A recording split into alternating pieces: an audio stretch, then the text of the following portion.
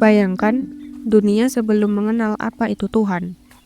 Saat daun gugur dianggap isyarat dan angin malam dipercaya membawa roh, di titik itulah agama bukan dogma, tapi ketakutan.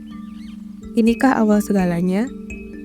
Kita bukan satu-satunya makhluk yang berpikir, tapi di antara semua makhluk, hanya kita, manusia, yang pernah berdiri di bawah langit malam, mendongak ke bintang-bintang, lalu bertanya, ada siapa di sana?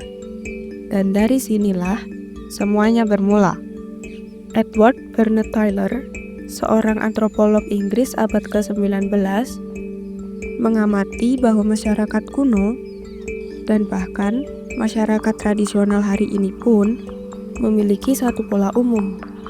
Mereka percaya bahwa setiap benda di sekitar mereka punya roh. Batu, pohon, sungai, gunung, bahkan angin. Inilah yang disebut animisme. Keyakinan bahwa segala sesuatu di dunia ini punya jiwa. Bagi manusia awal, dunia bukan sekedar benda mati. Alam adalah makhluk hidup yang harus dihormati.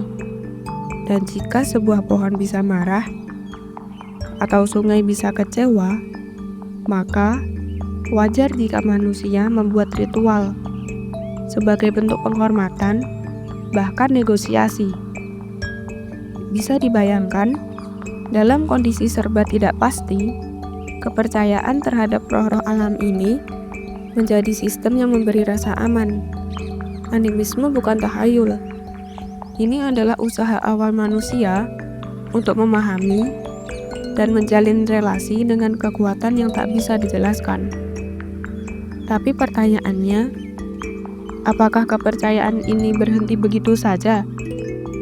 James George Frazer, murid intelektual dari Tylor, melihat proses yang lebih panjang. Ia percaya bahwa cara berpikir manusia mengalami evolusi bertahap. Bukan hanya berhenti di roh-roh alam, Frazer menyusun tahapan perkembangan itu menjadi 3: magis, agama, dan sains. Pertama, magis. Pada tahap ini, manusia percaya bahwa mereka bisa mengendalikan alam lewat ritual atau mantra. Petani menabur jambi di ladang agar panennya subur. Pemburu membuat simbol di gua agar hewan buruannya datang. Mereka percaya pada hukum sebab akibat yang bersifat supranatural. Namun, ketika magis tak lagi berhasil, manusia mulai menyadari, mungkin bukan aku yang mengontrol alam. Mungkin ada kekuatan yang lebih tinggi dariku. Dari sinilah agama lahir, sebuah tahap di mana manusia tak lagi merasa sebagai pengendali, tapi sebagai makhluk yang memohon dan menyerahkan diri.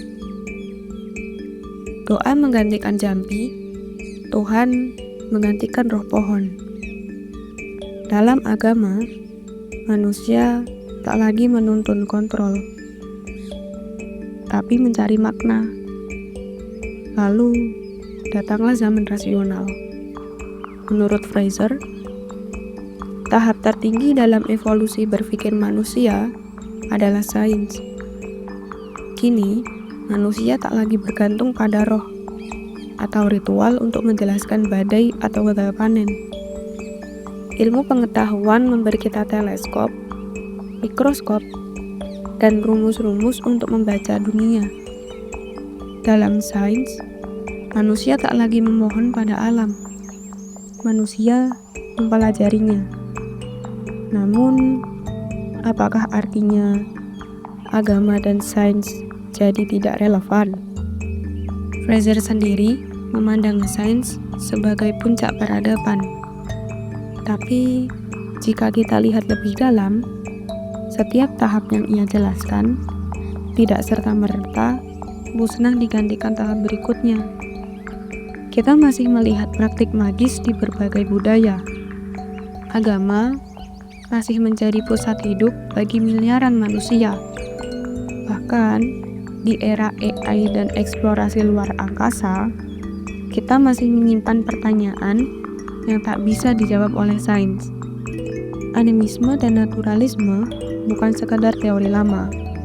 Mereka adalah cermin tentang bagaimana kita sebagai manusia selalu mencari makna, selalu ingin tahu, dan selalu merasa ada sesuatu yang lebih besar dari kita. Entah itu roh, Tuhan, atau bahkan hukum alam. Pada akhirnya, semua teori ini mengarah pada satu fakta. Manusia butuh penjelasan. Dan dari sana, lahirlah sebuah kepercayaan. Sekian dari saya, dan terima kasih.